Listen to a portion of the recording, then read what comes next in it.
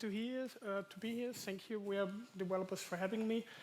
My name is Andreas de Pretis. I'm CEO of 25th-floor. In my personal history, in the last 18 years, I've been a coder, ops guy, ScrumMaster, product owner. So I've seen plenty of things, from technical stuff to product development.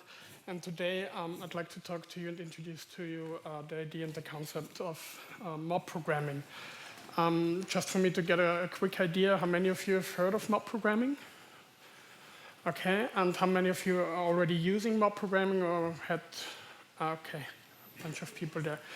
All right, so I hope I can clear things up a bit today and give you some ideas and impulses to take back to your teams, to a company, and try this new way of working and collaborating together at work. So let's see if that works. Wonderful. What is mob programming?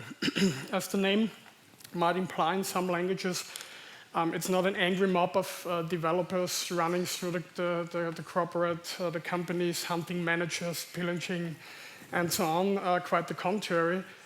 It's a whole team approach. It's a way teams can self-organize and work together. And there are simple few rules and simple few aspects to it. And to sum it up in a few keywords, it's one team working together on one computer, typing on one keyboard, looking at one display, working on one story, and specifically on one task. So it's kind of a one-piece flow for a whole team and a whole bunch of people.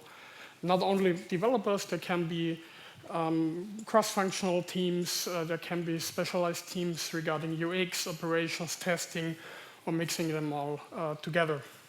Another way of putting it, it's all the brilliant people, that's you, working on the same thing at the same time, in the same space, and on the one computer. Sounding crazy so far? Okay, I've seen a few nods. We'll dig into that later.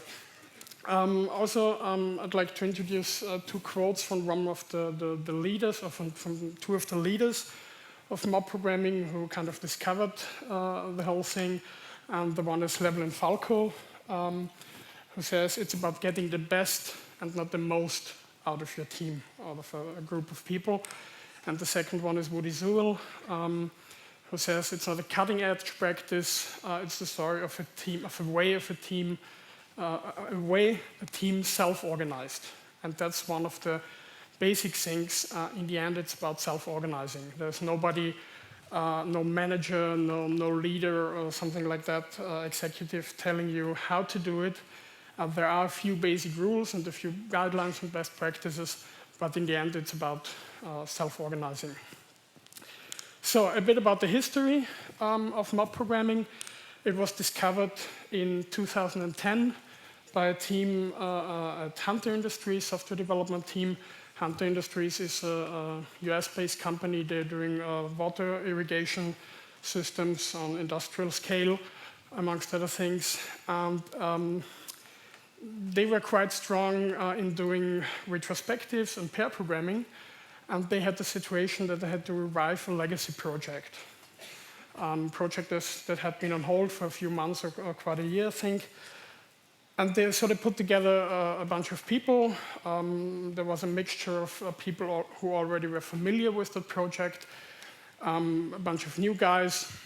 And they sat together in a meeting to bring everybody up to speed, discuss the current state, and the specifications of the project, and get this thing started. And when doing that, or while doing that, they were sitting in front of a beamer, typical meeting situation. And while talking, they passed around the keyboard, because they were already familiar with pair programming, so it was kind of natural to them. So everybody who had an idea, had something to contribute, got the keyboard, dug into the code, looked some things up, and discussed it with the others. And at the end of the day, they did a little retrospective and said, okay, cool, that actually worked. It was a nice day. We really got productive, got things going. Let's do that again the next day. And out of this next day, there were 2 weeks in the end, where They moved from one meeting room to another because they were always booked by other teams and by other people. And every day they also did a retrospective to reflect on what happened today, what did we learn, can we do things better in internal communication, to organize this kind of meeting, did we have fun, did it bring us something, did we have benefits? And after 2 weeks, they said, okay, that's the way we want to work in the future. And that's the things we found out. And by then, the term mob programming was born. It was a mob of people, a group of people working together on one thing. And within these 2 weeks, they also said, okay, what are the rules? What can we do to structure this kind of working? And one of the essential rules and guidelines of mob programming was derived from Leveling Falco's golden rule of strong-style pair programming, which says for an idea to go from your head to the computer, it must go through someone else's hands. And this advocates the driver-navigators pattern. Is anyone familiar with this pattern from pair programming? Okay. Driver-navigators meaning there's one person sitting on the computer having the keyboard, being the driver steering the wheel, just operating the vehicle, kind of typing it in.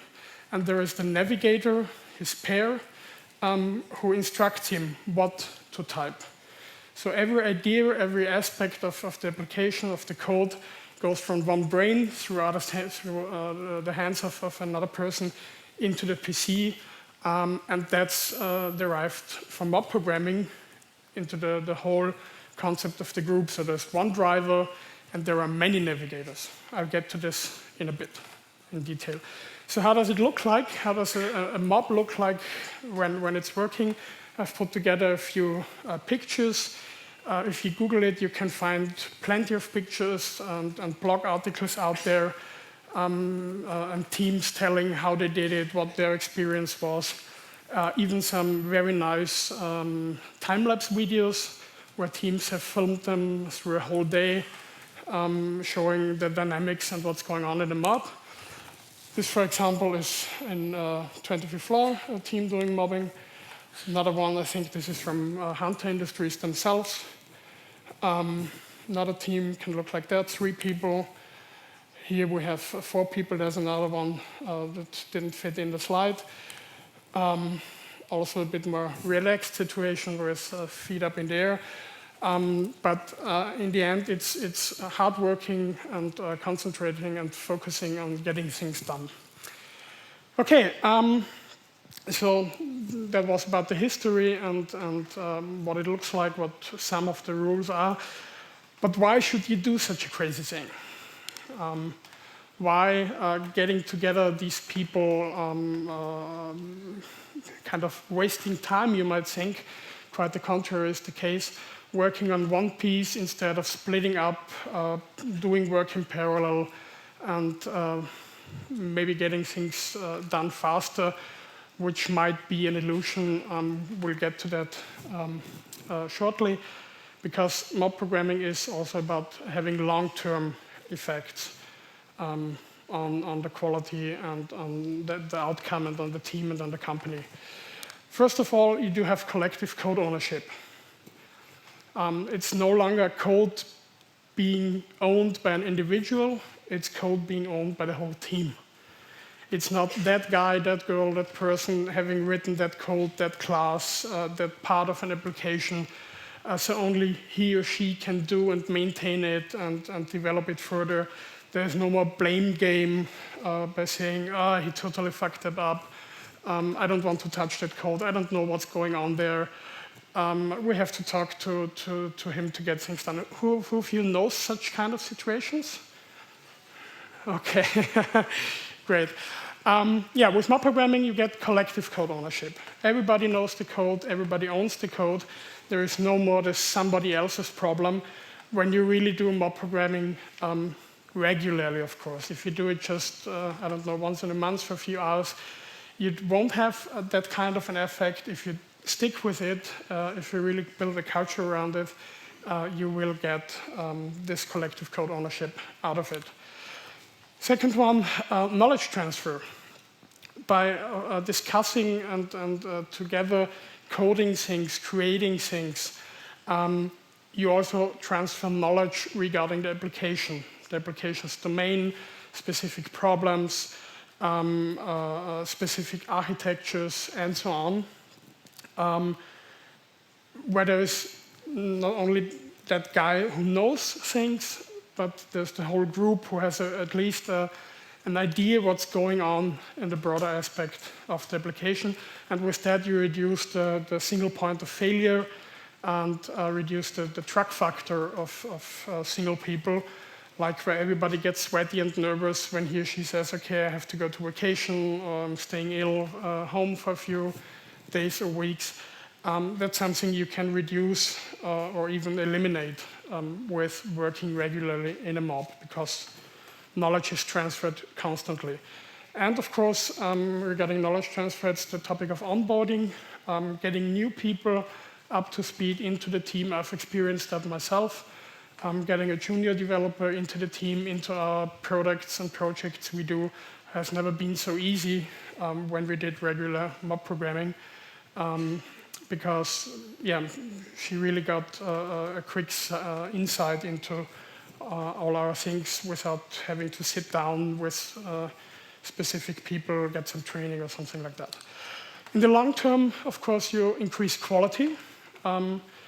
You get a better code style because the group agrees on the code style while they are coding. The mob enforces the code style. You don't have to enforce the code style by sending out policies or when doing the code review or something like that, because everybody can enforce and have ownership over the code style when things get written in the mob. Furthermore, you have less defects. I've known of companies who say they massively increased the critical defects over time when doing mob programming, because when you have many people sitting there looking at the code, you get many perspectives about edge cases, about how to test things, about how to think about errors or possible opportunities for errors, so to say, and eliminate them. And with that comes, of course, less technical debt in the end.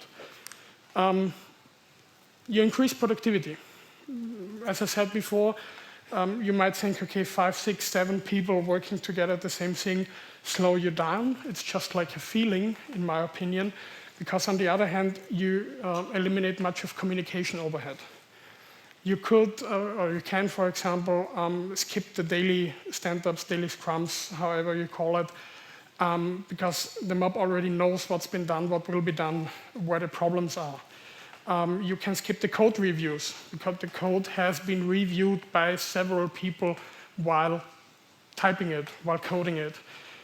You can skip meetings regarding decision making or information sharing, because everybody who can contribute to the application, to the product, to the development can and should be part of the mob.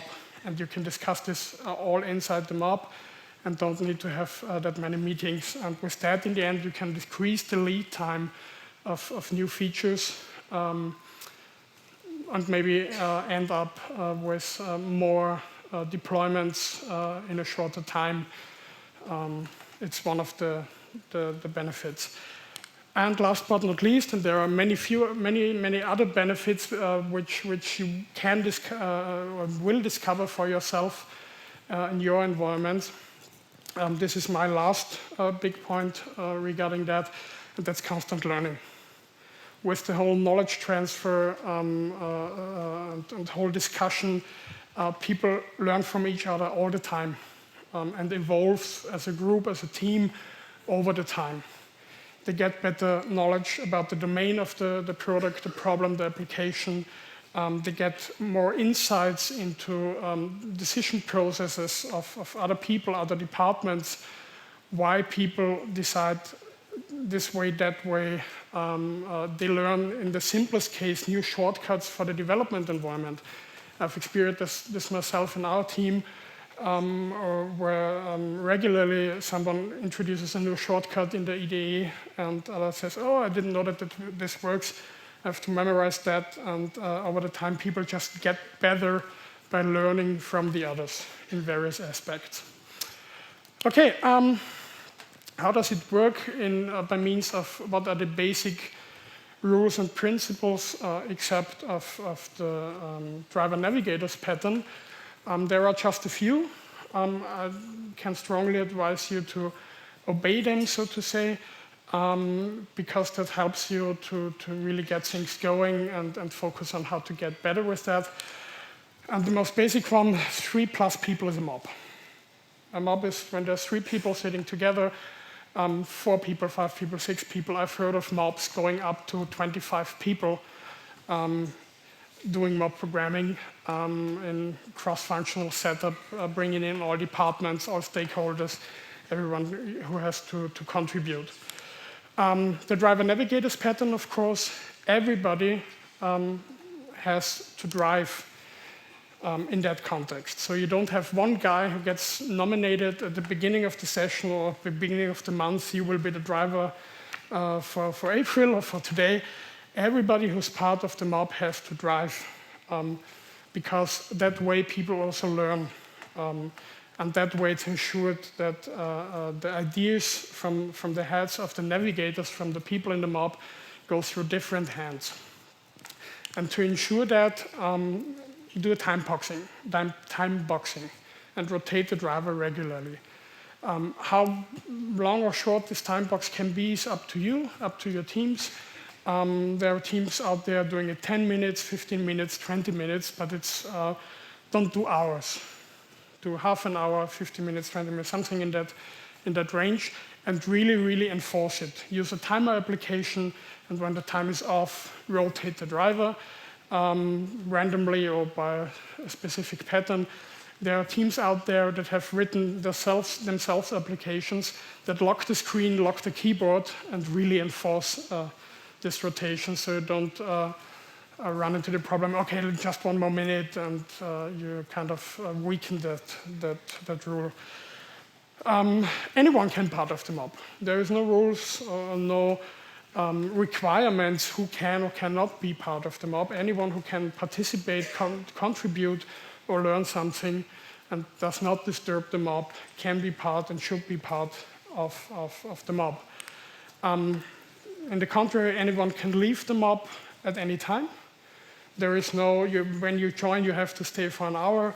When someone says, I have to do something else, I'll go out, get people for you, or do some research, or have a phone call or a meeting or something like that. Or the situation where it says, I can't longer contribute because right now it's not in my field of expertise, or I can't learn right now. Anybody can leave anytime. The mob ends when it ends. Totally dynamic. And very, very important, at the end, do retrospectives. Sitting together, or not sitting together, just writing things up, putting it on a wall, short time, 5 minutes, 10 minutes, not a long retrospective.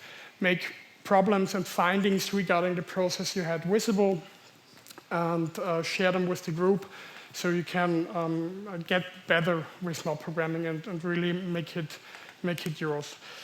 I have to hurry up a bit because time is running. There are, of course, some risks and some pitfalls. It's not all the silver bullet. I'd like to introduce to you a few of them. Others you might have to discover by yourself and discuss, okay, how can we get around that? One of that is focus.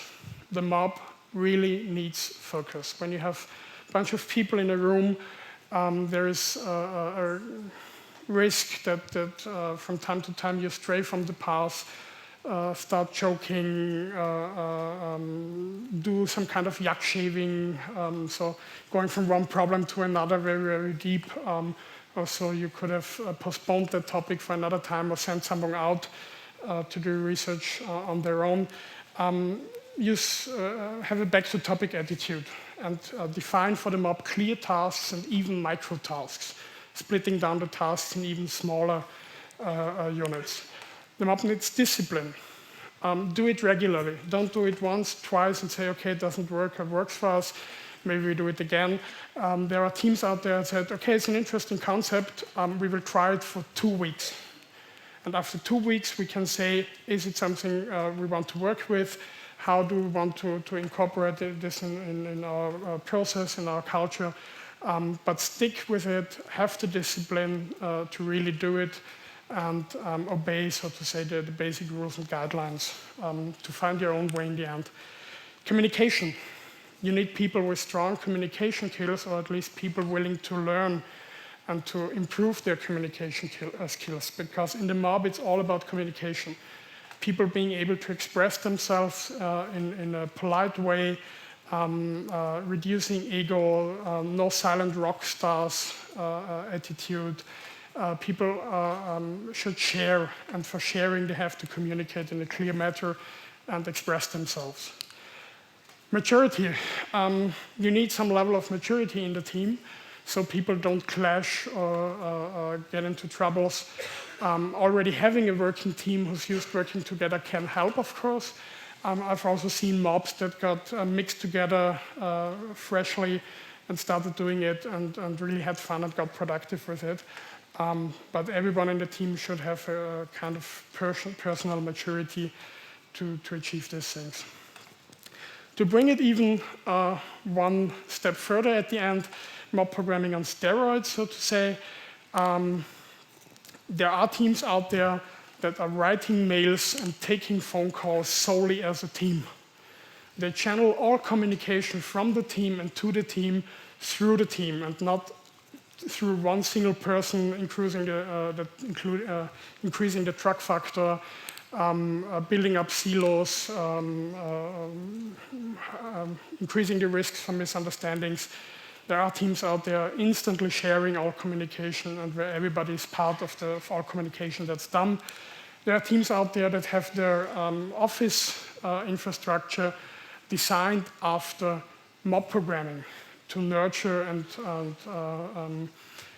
to nurture teams and to nurture the concept of mob programming to make them help them get better and work in a mob. This is one of such a floor plan. You can Google it, look up some ideas. It's not that hard. And to take it another step further, the mob doesn't end with developers, with technical people, with UX guys, with testers, and so on. You can invite everybody into the mob, as I said before. Product owners, C-level executive, even visitors. We had this in our companies, visitors coming by saying, I have to see this because I don't believe you can and work this way. And they always leave quite excited. Operations, when we're talking DevOps, even consultants, support people. Everyone who's interested and can participate, invite them into the mob, let them participate. It really pays up in the end. With the rule, participate or learn or contribute or learn. Okay, thank you very much. I hope you got a quick idea about mob programming. There is a website out there also, mobprogramming.org, made by Woody Sewell and Levin Falco, I think. Look it up, try it out for yourself. That's the only tip I can give you. And yeah, just see if it works for you. In my personal experience, it works and it has many, many benefits. Thank you very much.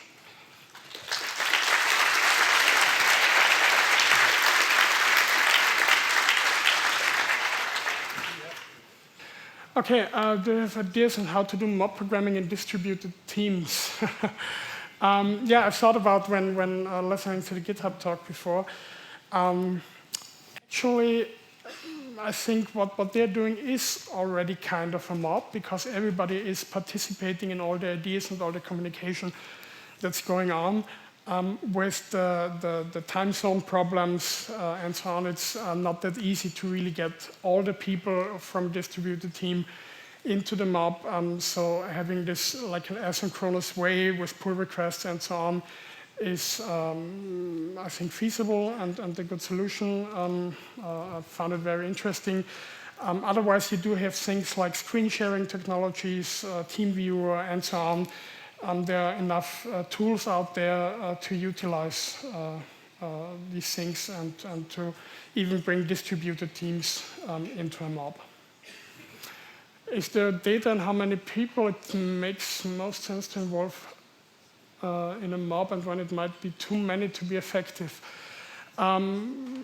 Personally, I didn't found data regarding whether it's what makes most sense.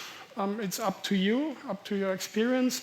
As I've said before, there are mobs out there that grow to 25 people sometimes. I think that was Slebelin Falco. When I talked to him, he said he experienced such a mob and it worked out. In my personal experience, I've seen mobs with 3 people, with 5 people, with 8 people. It all depends on the people and how the mob organizes itself. There is no golden, with 10 it's okay, or something like that. Okay, do I have another one? Okay. Thank you very much, Andreas.